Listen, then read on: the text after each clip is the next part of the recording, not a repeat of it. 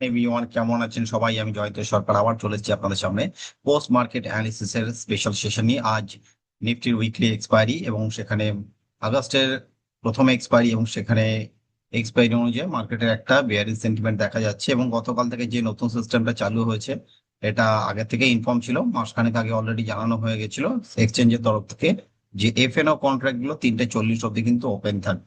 Spot বন্ধ হয়ে যাবে 3:15, কিন্তু এফএনও কন্ট্রাক্ট কিন্তু সেখানটায় ট্রেড হবে 3:40 অব্দি। ঠিক আছে, তো সেই অনুযায়ী মার্কেট, নর্মাল মার্কেট 3:30 অব্দি চলতো, বাট সেটেলমেন্ট প্রাইস যেটা 3:15 হয় সেই সেটেলমেন্ট প্রাইস 3:15তেই হবে। বাট 3:40-এ কিন্তু আলটিমেটলি এফএনওর কন্ট্রাক্ট গুলো সব সেটেল হবে। সেটা নিফটি, ব্যাংক নিফটি, ফিন নিফটি, মিড ক্যাপ সমস্ত সেগমেন্টে এবং সমস্ত এনএসসি যত স্টক রয়েছে সকলের ক্ষেত্রে কিন্তু সেম জিনিস অ্যাপ্লিকেবল হবে। তো আজকে আমরা যেটা নিয়ে আলোচনা করবো, পোস্ট মার্কেট অ্যানালিসিস এর রিসার্চ ডিসক্লেমার আমরা প্রত্যেকদিন যেরকম সামনে রেখে আলোচনা করি, তো সেই রিসার্চ ডিসক্লেমারে আমরা ইকুইটি, ডেরিভেটিভ, কমোডিটি, কারেন্সি যাই নিয়ে আলোচনা করি তার মধ্যে কিন্তু একটা টেকনিক্যাল অ্যানালিসিস এর প্যারামিটার থাকে, তার উপর বেস করে কিন্তু সম্পূর্ণ আলোচনা হয়। রেগুলার আমরা যেগুলো আলোচনা করি তার মধ্যে আমাদের গ্লোবাল কিউজ দেখে নিই একটু, ব্রেন্ট ক্রুড, ডলার ইন্ডেক্স, এদেরকে দেখে নেওয়া। পাশাপাশি ইন্ডিয়ান মার্কেটের যে ইন্ডিকেটর যারা রয়েছে তার মধ্যে ব্রডার যে ভিউ সেটা হচ্ছে ইউএসডি আইএনআর কে দেখে নেওয়া এবং পাশাপাশি ইন্ডিয়া ভিক্স কে দেখে নেওয়া। তো ইন্ডিয়া ভিক্স এবং ব্রেন্ট ক্রুড এরা কি করছে একটুখানি তাদের চাল চলন বা গতি প্রকৃতি একটু দেখে নেওয়া যাক, যে তারা কি করছে বর্তমান কন্ডিশন অনুযায়ী। যদি আমরা আসি, দেখতে পাচ্ছি এটা হচ্ছে ব্রেন্ট ক্রুডের চাল চলন আজকে। গতকাল যে চার্ট স্ট্রাকচার তৈরি হয়েছিল, গতকাল কিন্তু প্রিভিয়াস যে আমাদের রেড ক্যান্ডেলটা ছিল 28শে জুলাই, তার থেকে কিন্তু গতকালের যে নেগেটিভ ক্যান্ডেলটা সেটা কিন্তু ওপরের দিকে ক্লোজ করেছিল। ইট মিনস পরিষ্কার একটা পিআরডি ফর্মেশন হচ্ছিল, positive reverse divergence as per RSI. তো সেখানে 60 ব্রেকডাউন হয়ে জিনিসটা হয়েছে, বাট সেখানেও কিন্তু এটা ওয়ার্ক করছে। মানে আরএসআই এতটাই সুন্দর যে এতটাই পাওয়ারফুলি কাজ করে। এবং আজকে কিন্তু ফলো আপ, কিন্তু তার মুভ দেখতে পাচ্ছি আপসাইডের একটা মোমেন্টাম দেখা যাচ্ছে। This is the current situation of Brandfood এবং এটা কিন্তু মার্কেটকে কিন্তু নেগেটিভ সেন্টিমেন্টে ফেলে দিয়েছে একটা। যদি আমরা ডলারকে দেখি, ডলারও কিন্তু RSI 40 সাপোর্ট নিয়ে গতকাল কিন্তু বাউন্স ব্যাক দেখিয়েছে এবং সেখান থেকে 40 আশপাশে রেজিস্ট্যান্সে দাঁড়িয়ে রয়েছে। হতে পারে আবার যদি একটা নেগেটিভ ক্যান্ডেল আসে কাল পরশু তরশু কোনো দিন, তো সেখানটা যদি এই ক্যান্ডেলের নিচে ক্লোজিং হয়, যেটা ছিল আমাদের 99.802, তার নিচে যদি ক্লোজিং হয় এবং কোনো ক্রমে যদি এর যে ওপেনিং এবং বা লোটাকে যদি কাটতে না পারে, তাহলে পরে কিন্তু একটা পজিটিভ ডাইভারজেন্স তৈরি হতে পারে। তো তার জন্য আমরা চারটির দিকে চোখ রাখবো, যে হবে কি হবে না সেটা পরের বিষয়, এবং হলে পরে তার এফেক্টটা কি তখন বলবো আমরা। ঠিক আছে, এটা হচ্ছে গ্লোবাল কিউজ ছোট্ট করে একটুখানি। পাশাপাশি আমরা একটু দেখে নেবো এই দিক থেকে ইন্ডিয়া ভিক্স এর বর্তমান কি কন্ডিশন। ইন্ডিয়া ভিক্স কিন্তু আজকে এক্সপায়ারি দিনে মোমেন্টাম দিচ্ছে, 4%-এর আপসাইড দেখা যাচ্ছে। RSI 40 সাপোর্ট নিয়ে কিন্তু উপরের দিকে যাচ্ছে। ইউএসডি আইনার যদি দেখি, সেটাও কিন্তু RSI 40-র আশপাশে রয়েছে। আজকের RSI চলছে 3.36 এবং সেটা কিন্তু অলমোস্ট একটা বুলিশ ক্যান্ডেল আজকে দেখা যাচ্ছে। কিন্তু বুলিশ নয় অ্যাকচুয়ালি, আজকেও নেগেটিভ, গতকালও নেগেটিভ ক্যান্ডেল ছিল। এবং ফলো আপ কিন্তু পরপর যখন ফরমেশন হচ্ছে, এবং যদি আজকে কোনো ক্রমে যদি ক্লোজিং এ রাত বিরেতের দিকে যদি 11:30-টার মধ্যে যদি এই ক্যান্ডেলটি পজিটিভ ক্যান্ডেলে কনভার্ট হয়, তাহলে পরে কিন্তু একটা মর্নিং স্টার চার্ট প্যাটার্ন তৈরি হবে এবং সেটা কিন্তু মার্কেটকে, মানে এই ইউএসডি আইএনআর কে উপরের দিকে নিয়ে যাবে, যেটা কিন্তু আমাদের ইন্ডিয়ান মার্কেটের জন্য কিন্তু ভালো ইম্প্যাক্ট পড়বে না। ঠিক আছে, এবারে চলে আসবো সরাসরি নিফটির ভিউ দেখার জন্য। নিফটিকে দেখতে পাচ্ছি আমরা অলমোস্ট কিন্তু আজকে একটা যে চার্ট প্যাটার্নে যে ঘটনাটা ঘটেছে, RSI 60-র ওপরে কিন্তু একটা রেজিস্ট্যান্স দিচ্ছে এবং 600 ছিল স্ট্রং রেজিস্ট্যান্স। গতকাল 3:15 থেকে 3:40, 3:30-এর ভেতর কিন্তু একটা সেটেলমেন্ট প্রাইস দেখা গেছিল, যে প্রাইসটা অ্যাকচুয়ালি কিন্তু ইনভ্যালিড। অ্যাকচুয়াল ক্লোজিং ছিল 24,573 সামথিং, এটা ছিল অ্যাকচুয়াল ক্লোজিং। বাট আমরা অনেকে হয়তো ভুল করে বলতে পারি যে 24,774 ক্লোজিং।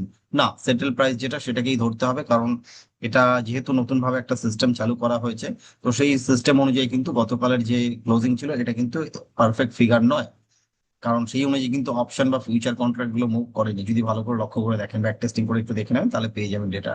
তো এটা হচ্ছে গতকালের মোমেন্টাম এবং সেই অনুযায়ী আজকে যে চার্ট প্যাটার্নটা তৈরি হয়েছে তাতে দেখতে পাচ্ছি একটা অলমোস্ট বিয়ার শেষ ক্যান্ডেলস্টিক প্যাটার্ন থেকে কিন্তু তৈরি হয়ে রয়েছে এখন অব্দি। ক্লোজিং কি হবে উই ডোন্ট নো, বাট যদি ক্লোজিং বিয়ার শেষ হয় এবং 24,600 কিন্তু আমাদের কাছে একটা স্ট্রং রেজিস্ট্যান্স এর কাজ করা উচিত ছিল, এবং সেখানে সেই অনুযায়ী কিন্তু আমরা গতকাল একটা বেয়ারপুল স্ট্র্যাটেজি বলেছিলাম।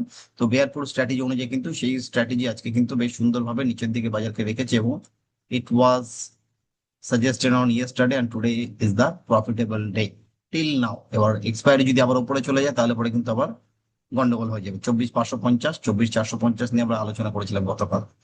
এবারে চলে আসবো সরাসরি আমরা স্টক স্পেসিফিক আলোচনা করার জন্য। তো স্টক স্পেসিফিক আমাদের প্রথম স্টক রয়েছে সুপ্রিম ইন্ডাস্ট্রিজ।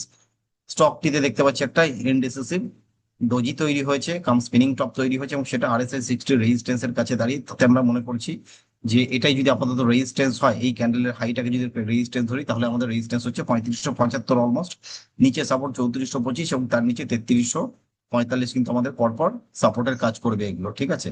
তো এগুলো সাপোর্টের কাজ করবে মানে বাজার কিন্তু ওপর থেকে একটা বেয়ারিশ সিগন্যাল দিলেও দিতে পারে, তার জন্য কিন্তু আমাদের মাথায় রাখতে হবে এটাকে আমরা রেজিস্ট্যান্স ধরে চলবো, তাতে কোনো রকম ক্যাশের সুযোগ থাকছে না। সুতরাং আপনার কিন্তু সেটা শর্ট করে কাজ করতে হলে কিন্তু একমাত্র ফিউচার ইজ দ্য অপশন।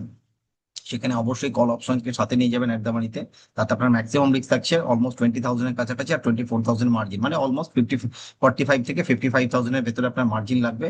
এবং নিচে আপসাইডে কিন্তু রিস্কটাকে মাথায় রাখবো যে 3575 যদি কোনোভাবে চলে যায়, অলমোস্ট 3,500-4,000 টাকার কাছাকাছি লস দেখাবে, তো সেটা কিন্তু নিয়ে বেরিয়ে যেতে হবে। কোনো রকম রেকমেন্ডেশন নয়, সেটাও বলে রাখছি, কারণ এটা কিন্তু আমরা লেভেল প্রোভাইড করি এবং লেভেল নিয়ে কথা বলি। এবং নেক্সট স্টক হচ্ছে আমাদের জন্য নকরি ইনফো, যেটাকে বলা হয়, তাতে দেখতে পাচ্ছি এটাও কিন্তু আজকের ক্যান্ডেলটা কোনোভাবে ভালো না এবং একটা নেগেটিভ ডাইভারজেন্স রয়েছে RSI তে, এবং মাল্টিপল ডাইভারজেন্স রয়েছে। সেটা কিন্তু যদি ওয়ার্ক করে তাহলে পরে কিন্তু 1205 হচ্ছে নিচে সাপোর্ট, তার নিচে হচ্ছে 1175 সাপোর্ট, কিন্তু ওপর রেজিস্ট্যান্স হচ্ছে 1280 হচ্ছে আমাদের কাছে একটা স্ট্রং রেজিস্ট্যান্স হিসেবে কাজ করা উচিত, বিকজ অফ নেগেটিভ ডাইভারজেন্স, ঠিক আছে। তো মাথায় রাখবো আমরা লেভেল গুলো এই অনুযায়ী কাজ করবো, তাতে আমরা যদি বেয়ারিশ একখানা স্ট্র্যাটেজি বানাই, তাতে একটা অবশ্যই কল অপশনকে সাথে নিয়ে যাওয়া উচিত, যে ফিউচারকে আপনি যখন শর্ট করছেন সাথে কিন্তু একটা আপনার কল অপশন থাকা উচিত। বাই চান্স যদি মার্কেটে উপরে চলে যায়, তাহলে who will take care for your trade, তাহলে পরে কিন্তু আমাদের রিস্কটা মাথায় রাখতে হবে। নেট নেট আমাদের অলমোস্ট এখান থেকে 50 to 60,000 এর কাছাকাছি মার্জিন রিকোয়ারমেন্ট থাকছে, কিন্তু মাথায় রাখতে হবে আমাদের যদি 1280 ব্রিজ করে, কাইন্ডলি এক্সিট ইউর পজিশন, তার উপরে যদি ক্লোজ করে 6,000 6,500 টাকার কিন্তু লস দেখতে হবে, তাহলে সেটা নিয়ে যদি এগোতে পারেন তাহলে কিন্তু ট্রেড ইনিশিয়েট করা উচিত, আদারওয়াইজ নয়। এটা প্রত্যেকের জন্য applicable, not only for me, not for you and you all. Last stock যেটা থাকছে সেটি হচ্ছে ফেডারেল ব্যাংক। এখানেও দেখতে পাচ্ছি একটা স্ট্রং রেজিস্ট্যান্স, এবং এটা কিন্তু একটা ফিবোনাচি লেভেল রয়েছে, সেই ফিবোনাচি লেভেলের রেজিস্ট্যান্স আসছে কিন্তু এটা, ঠিক আছে। ফিবোনাচি যারা প্লট করতে জানেন তারা প্লট করে যে দেখে নেবেন। তো সেখানে দেখতে পাচ্ছি RSI কিন্তু অলমোস্ট 78 ছিল, যেটা হাইলি ওভারবট জোনের কাছাকাছি ট্রেড হচ্ছে, এবং সেখান থেকে আপাতত PRD ফরমেশন হয়েছে, পজিটিভ রিভার্স ডাইভারজেন্স। তো এটা হাইলি রিস্কি স্টক, সেখানে 371 is the strict stop loss, তাতে নিচের দিকের সাপোর্ট থাকছে 352 এবং 341। তো এই অনুযায়ী যদি আমরা স্টকটিকে দেখি, তাতে আমাদের এটিও শর্টের স্টক। তো শর্ট করতে হলে অবশ্যই একটা পুট অপশন 360-র একটা পুট অপশনকে সাথে নিয়ে যাওয়া উচিত। তো 360 call option, sorry put option নয়, কল অপশনকে সাথে নিয়ে যাওয়া উচিত, because you are shorting the trade. তাতে আপনার কিন্তু 371 গেলে কিন্তু অলমোস্ট 12,000 বা 13,000 এর কাছাকাছি কিন্তু নেট নেট লস দেখা যাবে, এবং টোটাল মার্জিন রিকোয়ারমেন্ট থাকছে অলমোস্ট 50 to 60,000 এর কাছাকাছি মার্জিন রিকোয়ারমেন্ট থাকছে।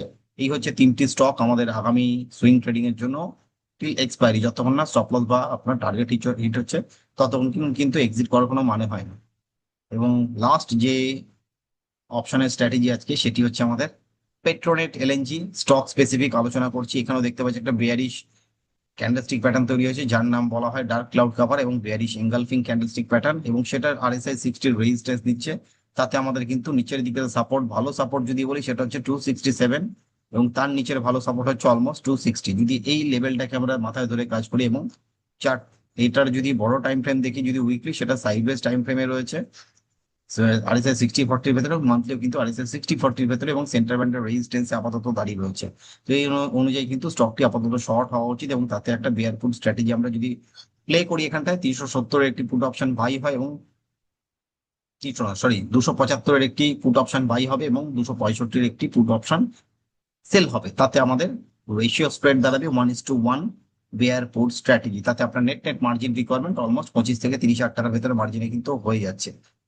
প্রফিটটা লিমিটেড, 5,500 টাকার কাছাকাছি লস থাকছে ম্যাক্সিমাম, কিন্তু রিওয়ার্ডটা কিন্তু যথেষ্ট ভালো রয়েছে, ঠিক আছে। তো সেই অনুযায়ী কাজ করবেন। এবং গতকাল আমি আপনাদের সাথে যেটা নিয়ে আলোচনা করেছিলাম সেটা হচ্ছে আমার যে নিজস্ব অ্যাপ্লিকেশন আই লাভ মানি। তো সেই আই লাভ মানির যে অ্যাপ্লিকেশন, সেটা নিয়ে কিন্তু আমি আগেও বলেছি, এখনো বলছি, সেখানে গেলে কিন্তু নতুন নতুন ফিচার্স দিনের পর দিন অ্যাড হয়ে চলেছে। তো কাইন্ডলি সেই ফিচার্স গুলোর দিকে চোখ রাখুন, খেয়াল রাখুন, তাহলে পরে কিন্তু আগামী দিনে আরো আমি নতুন নতুন জিনিস কিন্তু আপনাদের জন্য আনতে পারবো।